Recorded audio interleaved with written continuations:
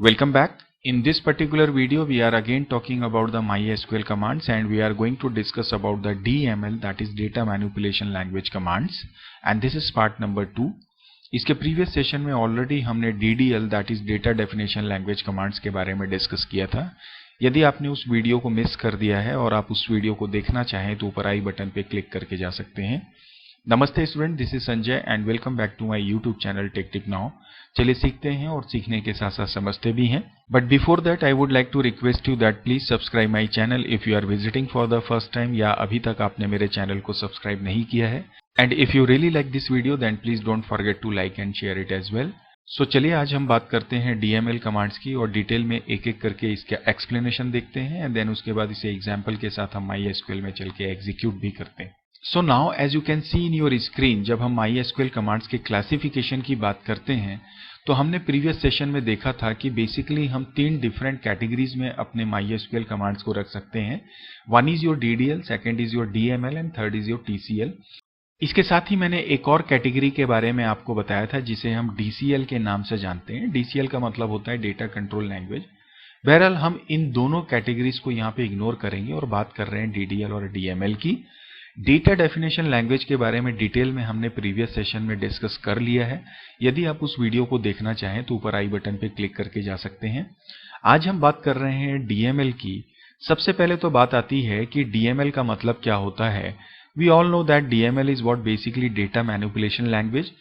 तो ऐसी कमांड्स या ऐसे स्टेटमेंट्स जिनका यूज हम किसी एग्जिस्टिंग टेबल में या किसी टेबल में अवेलेबल रिकॉर्ड्स को मैनिपुलेट करने के लिए यूज करते हैं. इन the sense I am talking about manipulating records.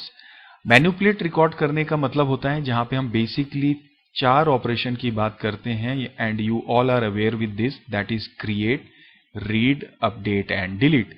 तो ये जो चारों ऑपरेशन होते हैं ये बेसिकली किसी रिकॉर्ड के ऊपर ही हम करते हैं और इन सब कार्यों को करने के लिए जो कैटेगरी हमने रेडी की हुई है that is known as what your data manipulation language.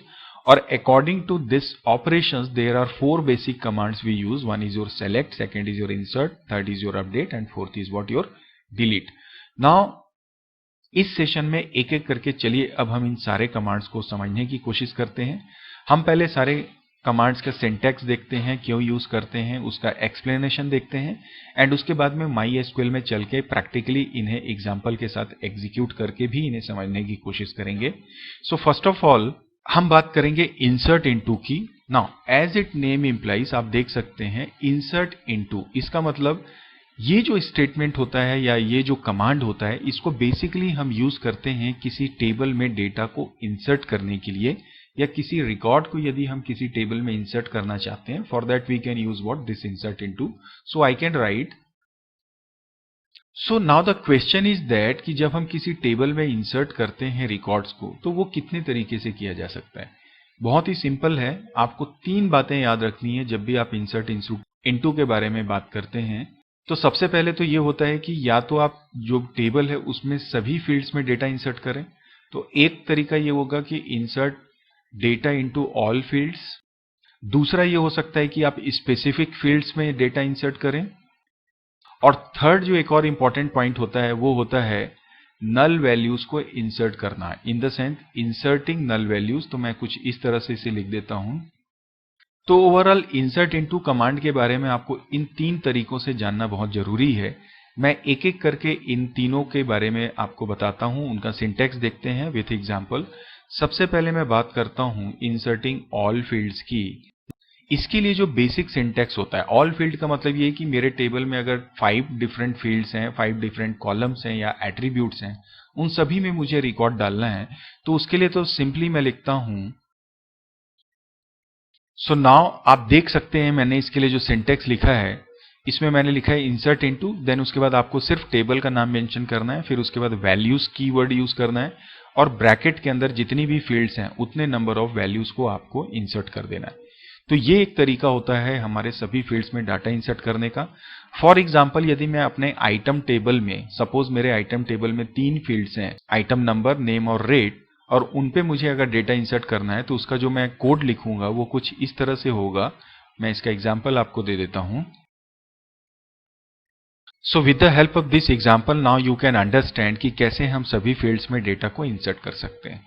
Now the second is what कि यदि आपको स्पेसिफिक फील्ड्स में रिकॉर्ड को इंसर्ट करना है, से फॉर एग्जाम्पल मेरे पास ये आइटम टेबल है और मैं सिर्फ इसका आइटम कोड और आइटम नेम डालना चाहता हूं और इसमें मैं रेट कुछ भी नहीं डालना चाहता हूं, तो ऐसी सिचुएशन में हम कैसे इंसर्ट स्टेटमेंट यूज करेंगे, चलिए देखते हैं।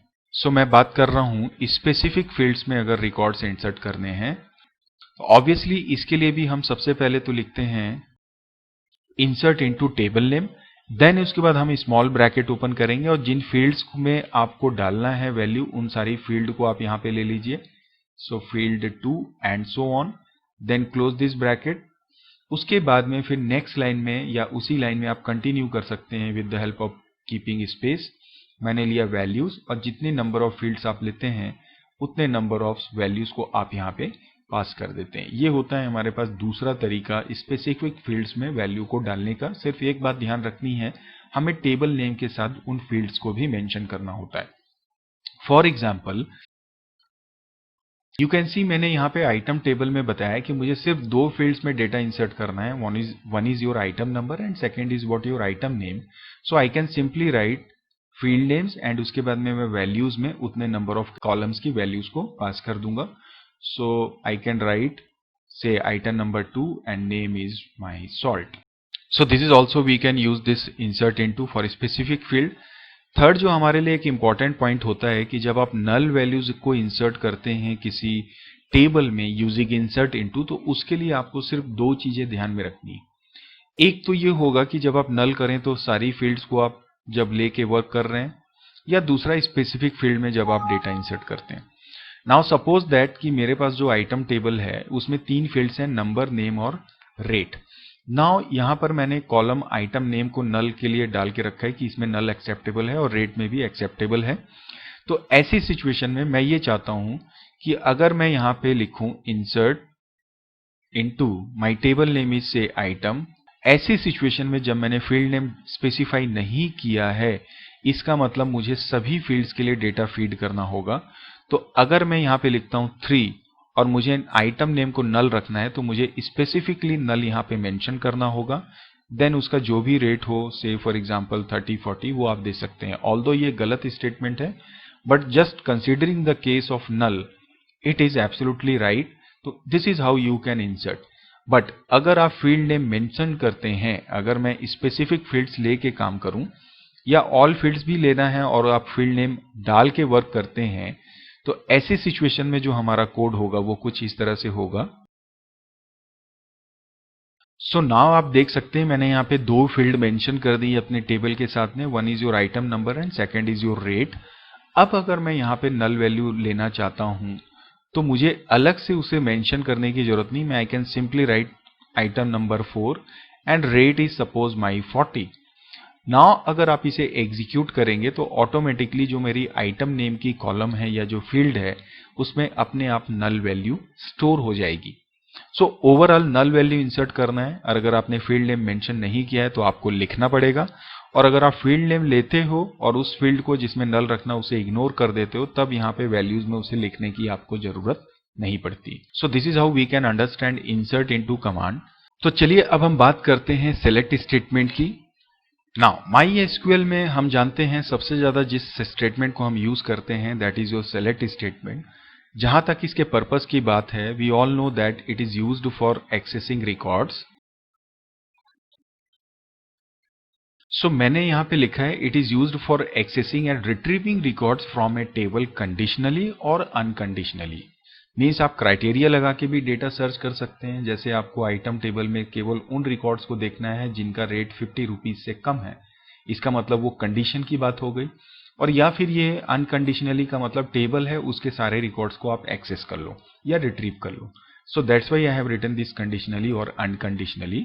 नाउ जब हम सेलेक्ट स्टेटमेंट को यूज करने की बात करते हैं तो इसके बहुत सारे डिफरेंट तरीके हो सकते हैं। जैसे आप कई बार कंडीशंस लगा रहे हैं तो किस तरह से कंडीशंस लगानी है, बिना कंडीशन के सिंगल कॉलम पे अगर आप डेटा एक्सेस करना चाहते हैं या मल्टीपल टेबल पे डेटा एक्सेस करना चाहते हैं, तो काफी डिफरेंट तरीके होते हैं। तो सबसे पहले तो मैं सेलेक्ट को यूज करने के सारे तरीकों को समराइज करता हूं एक चार्ट की बेसिस पे, फिर हम उन सबके सिंटैक्स को समझने की कोशिश करते हैं। सो फर्स्ट ऑफ ऑल एक तरीका तो ये हो सकता है कि we can select all fields. Second हो सकता है सेलेक्ट स्पेसिफिक कॉलम्स और select specific fields. And third हो सकता है सेलेक्ट विथ क्राइटेरियाज, राइट। जब हम बात करते हैं क्राइटेरिया की, तो इसके लिए जिस क्लॉज को हम यूज करते हैं that is always our where clause. Now यहां पर सबसे पहले मैं आपको बात बताना चाहूंगा कि क्राइटेरिया की जब हम बात करते हैं, कंडीशंस की जब हम बात करते हैं, तो मेनली इसमें हम डिस्कस करते हैं कंपैरिजन ऑपरेटर का। सेकंड हो सकता है हमारा रेंज ऑपरेटर्स, और थर्ड एक होता है हमारा that is known as string expressions. Okay, तो जब मैं वेयर क्लॉज की अभी बात करूंगा वहां पे हम इसे डिटेल्स में देखते हैं। सबसे पहले मैं बात करता हूं सेलेक्ट स्टेटमेंट के थ्रू यदि किसी टेबल के सारे रिकॉर्ड्स को देखना है, that means select all fields जो यहां पे मैंने लिखा हुआ है, तो उसका जो सिंटेक्स होता है that is simply we can say select, and to access all the fields we can simply write this asterisk symbol which is known as what star. Then we can write from the name of my table like this. So for example if I write select star from my item table, तो मेरे item के सारे data access हो जाएंगे।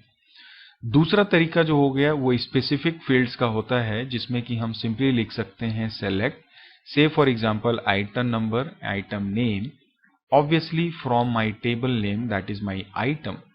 सो यहां पर आप field names को मेंशन कर दीजिए, देन फ्रॉम में जाके उसके टेबल नेम को मेंशन कर दीजिए, तो वो स्पेसिफिक फील्ड्स के डेटा को आप देख सकते हैं।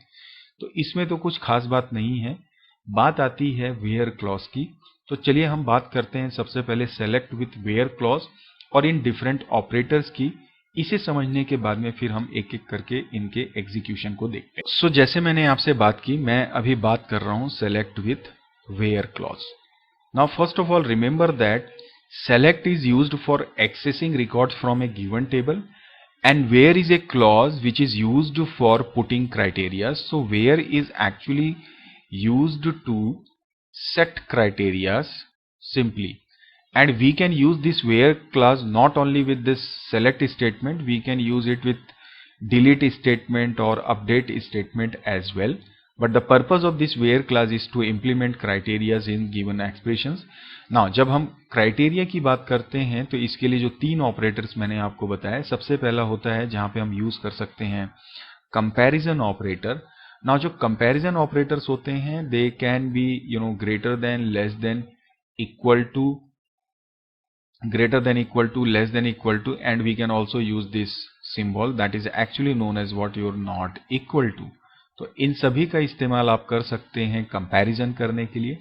मोस्टली कंपैरिजन ऑपरेटर का इस्तेमाल हम न्यूमेरिकल वैल्यूज को कंपेयर करने के लिए करते हैं।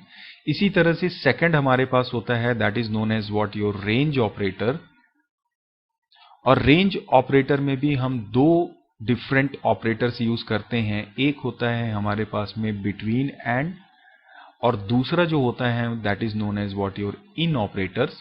नाउ बिटवीन एंड जो होता है वो बेसिकली न्यूमेरिकल वैल्यूज के लिए या क्रोनोलॉजिकल वैल्यूज के लिए, या कहना चाहिए डेट्स के लिए हम इस्तेमाल करते हैं। मतलब न्यूमेरिकल वैल्यूज या नंबर्स की अगर आपको रेंज स्पेसिफाई करनी है, लाइक 100 से 200 के बीच का रेट का आपको आइटम देखना है, that time we can use between and. 1 तारीख से 10 तारीख के बीच के जितने रिकॉर्ड सेल हुए हैं तब हम बिटवीन एंड का यूज करते हैं। सिमिलरली इन का ऑपरेटर का इस्तेमाल हम करते हैं रेंज ऑफ टेक्स्ट, या हम कह सकते हैं कि अगर आप मल्टीपल टेक्स्ट का कंपैरिजन करना चाहते हैं या मल्टीपल टेक्स्ट वैल्यूज की बेसिस पे आपको सर्च करना है कोई रिकॉर्ड, से for example Mumbai, Kolkata and Delhi, in 3 cities के जो सेल्समैन हैं केवल उनका ही मुझे रिकॉर्ड देखना है, तो मैं उनके लिए इनका इस्तेमाल करता हूं। And finally we have one more that is called string expressions. Now string expressions का मतलब होता है कि इसमें बेसिकली हम 2 वाइल्ड कार्ड यूज करते हैं। एक होता है your percent and one is your under score. Remember this is not a dash, it is actually under score.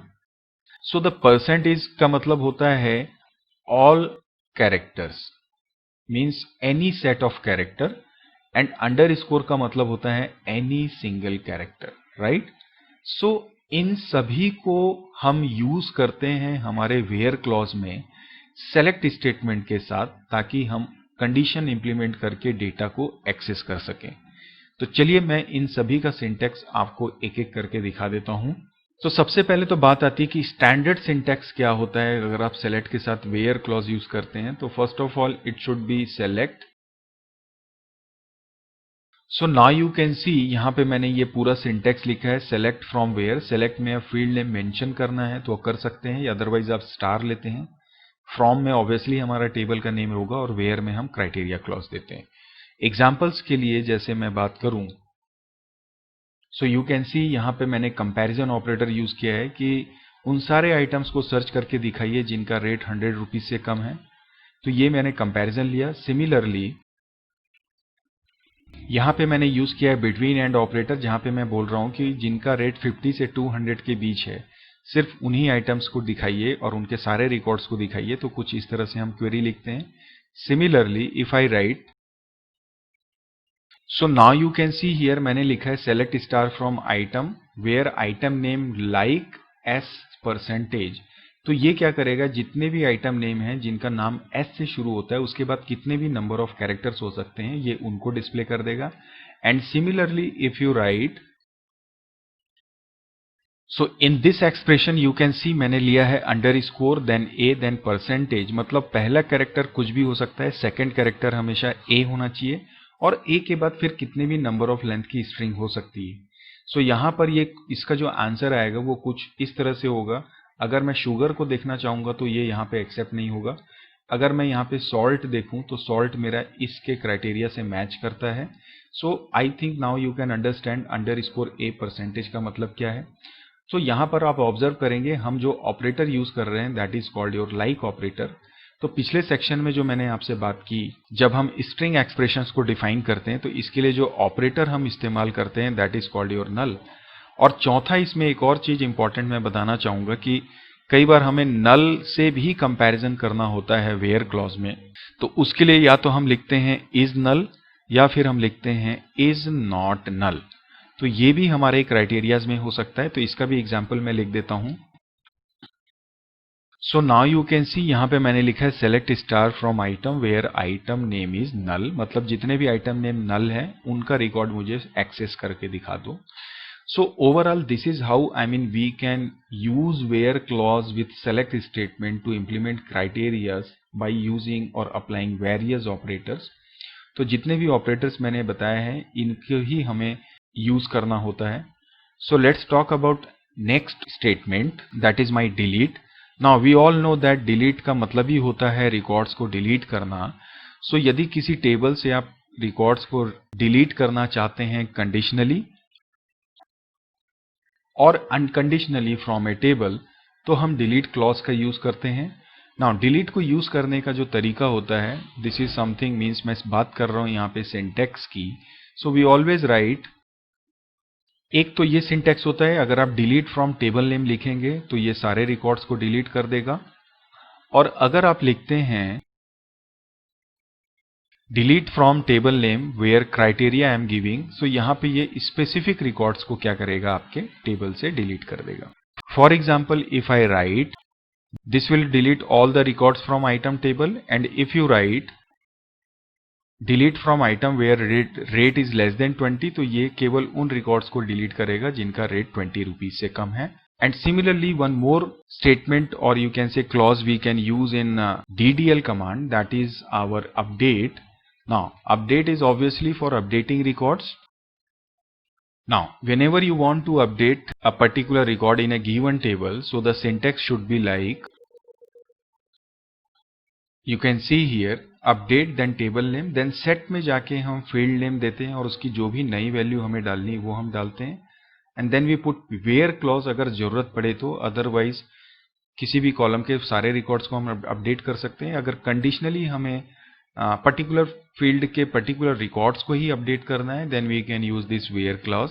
से for example if I write, so now you can see here मैंने बोला कि जो रेट है, existing rate है, उसका 10% increase कर दो। तो रेट का 10% प्लस रेट का जो प्रीवियस वैल्यू, दोनों को ऐड करके मैंने रेट में ऐड कर दिया, मतलब अपडेट कर दिया है। So this is how we can increase the rate of all the items in a table, means in the item table, by 10%. So this is how we can update the records in a table. And अगर criteria यहाँ पे मैं mention करता, से for example यहीं पे मैं लिख देता where rate is greater than equal to 500 rupees, तो केवल उन रेट्स का वैल्यू 10% से बढ़ता है जिनका प्रीवियस रेट 500 रुपीज या उससे ज़्यादा होता, उससे कम वालों को फिर 10% इंक्रीमेंट नहीं मिलता. So this is how we can understand how can we use various DDL commands like select, insert, update and delete, और उनके क्या बेसिक सिंटैक्स होते हैं. तो अब ये जितनी चीज़ें मैंने आपको एक्सप्लेन की है, मैं MySQL में चलता हूँ और वहाँ पर अब हम इन सबको एक एक करके एग्जीक्यूट करके देखते हैं. So now this is my MySQL. तो मैं यहाँ पे सबसे पहले तो अपने डेटाबेस को यूज़ कर लेता हूँ and then after what I do, मैंने ऑलरेडी यहाँ पे एक टेबल रेडी किया था लास्ट टाइम जिसका नाम था आइटम. सो मैं सबसे पहले देखो यहाँ पे लिखता हूँ select star from item. It means मैं इस आइटम टेबल के सारे रिकॉर्ड्स को एक्सेस कर रहा हूँ. अब चूंकि बात चली है सेलेक्ट की, तो मैं पहले सेलेक्ट के ही सारे स्टेटमेंट्स आपको रन करके दिखा देता हूँ. तो फॉर एग्जांपल मैंने यहाँ पे क्राइटेरिया डाला कि सबसे पहले तो मैं कंपैरिजन करता हूँ, तो like greater than, less than और इक्वल टू.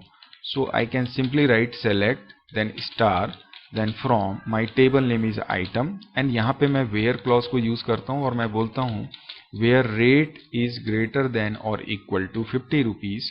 तब ऐसी सिचुएशन में ये केवल उन्हीं रिकॉर्ड्स को शो करेगा जिनका रेट ऑब्वियसली 50 रुपये से ज़्यादा है.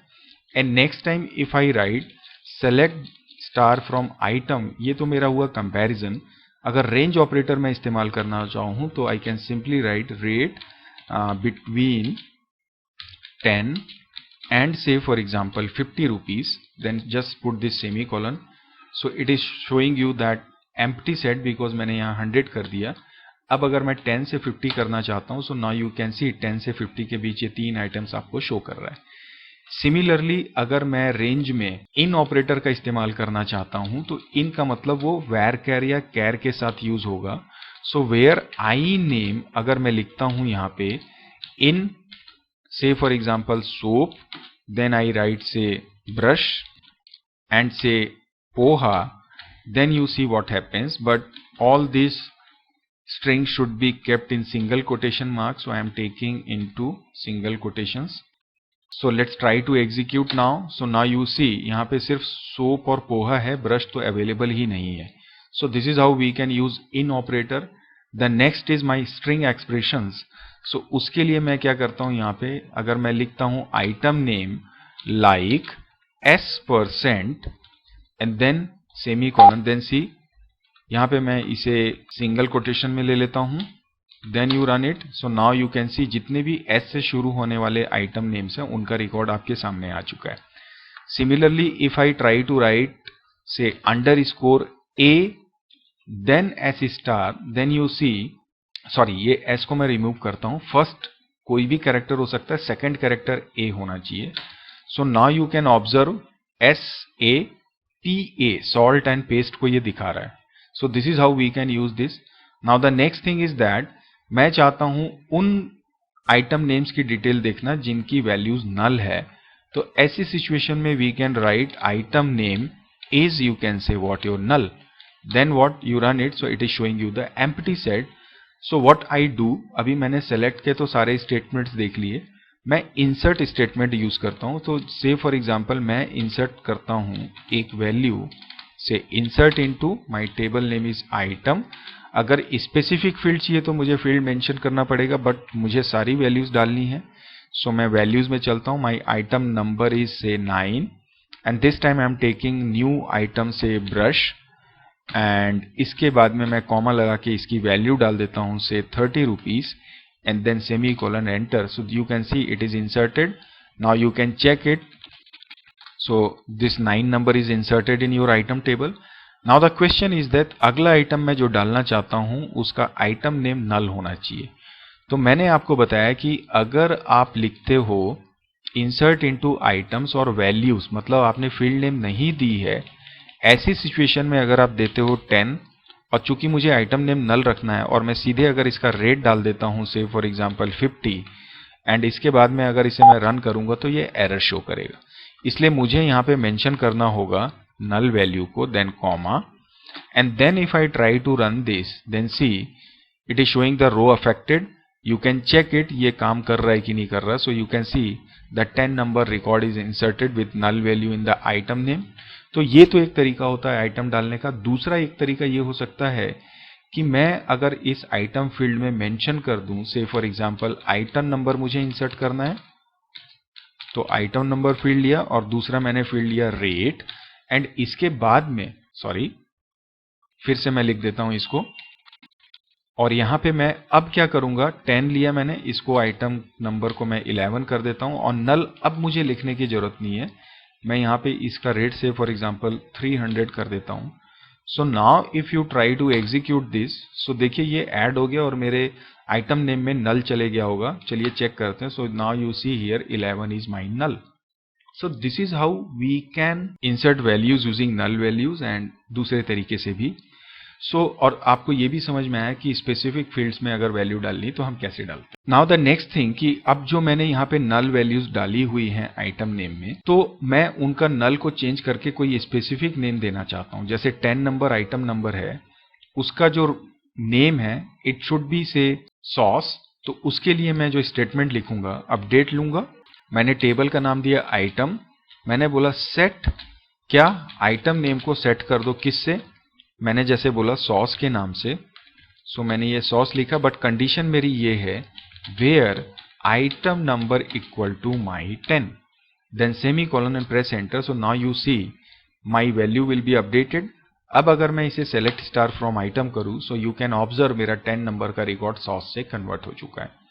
सिमिलरली अब मैं अपने आइटम टेबल के सभी रेट्स को 10% से इंक्रीज करना चाहता हूं।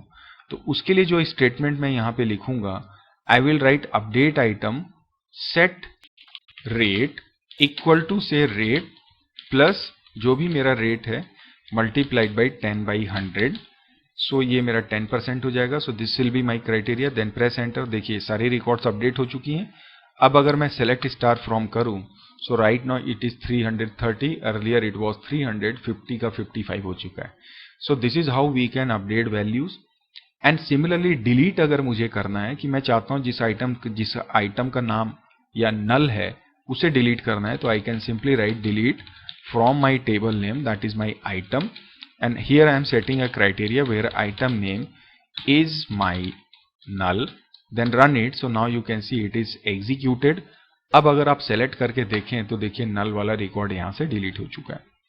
एंड सिमिलरली अगर मैं पूरा ही डिलीट करना चाहूं तो मैंने डिलीट स्टेटमेंट लिखना होगा, लाइक डिलीट फ्रॉम आइटम, तो सारा रिकॉर्ड डिलीट हो जाएगा। बट फिलहाल मैं इसे छोड़ देता हूं, but you can try it from your side. और सिमिलरली जैसे वेयर क्लॉज में कंडीशंस आप सेलेक्ट के लिए दे सकते हैं, अपडेट के लिए दे सकते हैं, उसी तरह से डिलीट में भी इसे अप्लाई करके यूज कर सकते हैं। So overall these are the detail commands we use in MySQL, और आई होप कि आपको ये सारे सिंटैक्स और यूजेस समझ में आ रहे होंगे। तो चलिए फिर आज के सेशन को यहीं पे क्लोज करते हैं और मिलते हैं नए वीडियो लेक्चर में, नए चैप्टर के साथ, नए सॉल्यूशन के साथ, नए कॉन्सेप्ट के साथ में। Till then bye bye, take care of your family, and thank you very much for watching this video.